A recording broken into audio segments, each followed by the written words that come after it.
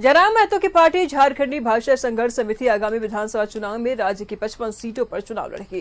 गिरिडीह लोकसभा से निर्दलीय प्रत्याशी के तौर पर चुनाव लड़े जयराम महतो ने राज्य के ऑक्सीजन पार्क में प्रेस कॉन्फ्रेंस कर इसकी घोषणा की है। जयराम ने कहा कि विधानसभा का चुनाव स्थानीय मुद्दों पर लड़ेंगे। जयराम महतो से खास बातचीत की न्यूज़ 11 संवाददाता राकेश ने। सबसे ज्यादा चर्चा और सुर्खियों में है वो नाम है जयराम महतो। खासतौर पर लोकसभा चुनाव के बाद इनकी चर्चा चारों तरफ है। जयराम जी, गिरिडीह में आप चुनाव लड़े और लगभग 3.5 लाख के आसपास आपको वोट भी मिला।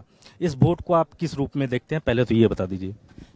इस वोट को हम जनता के मध्य उत्पन्न एक आक्रोश के रूप में देखते हैं।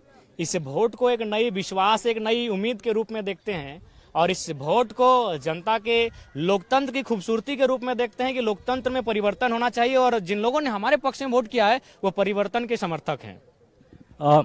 वहाँ चर्चा जीतने वाले उम्मीदवार से ज्यादा हारने वाले उम्मीदवार को लेकर हो रहा है और ये बात आपने चुनाव के वक्त कहा भी था। चुनाव से 6 महीना पहले हमने कहा था कि अगर हम लड़ते लड़ते हार भी गए तो गांव की गलियों में, खेतों की पगडंडियों में आपके जीत से ज्यादा हमारे हार के चर्चे होंगे और तमाम राज्य के अखबार के पन्नों में इस चीज को आप देखने को मिले होंगे कि हार के भी हम लोग राजनीति के नायक बने। वहाँ कमी क्या रही, क्या आप महसूस कर पा रहे हैं? एक टीम की रही, कमी एक टीम की रही। बाकी के पास एक बहुत बड़ी टीम है, उनके पास एक पुराना वोट बैंक है और हमारे पास एक टीम की कमी रही। क्योंकि मैंने देखा कि मेरे पास 5 मिनट का भी समय नहीं था कि मैं किसी चीज पर बैठकर बात करूं। वक्ता मैं था, मीडिया से बात करना मेरा काम था। प्रचारक हम प्रत्याशी, हम किस सभा में क्या स्पीच देंगे उसको इंटरनेट से रिसर्च करना मेरा काम, और कोई अगर हम पे हमला कर रहा है तो उसको काउंटर करना भी मेरा काम।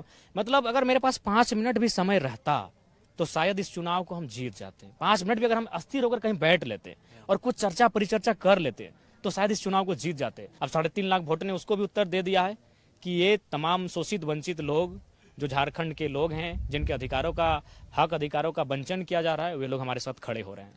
तमाम पॉलिटिकल पार्टियों की आप पर नजर है, आप चाहे वो बीजेपी हो या इंडिया अलायंस हो, किन्हीं ने आपसे संपर्क किया, कोई बातचीत हुई? संपर्क किसी से नहीं हुआ है, लेकिन हाँ लोकसभा से पहले हुआ था, प्रत्याशी बनाने को लेकर हुआ था कि आप एज ए MP कैंडिडेट हमारे पार्टी से बने, ये हुआ था। किसने संपर्क किया आपसे?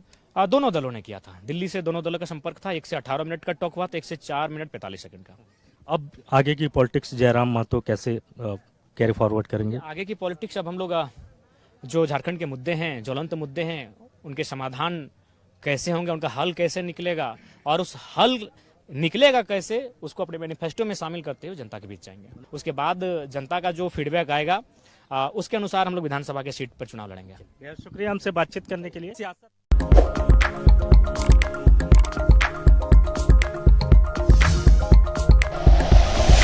Like and share videos, subscribe करें हमारा चैनल और प्रेस करें बेल आइकॉन। न्यूज़ 11 भारत, सच है तो दिखेगा।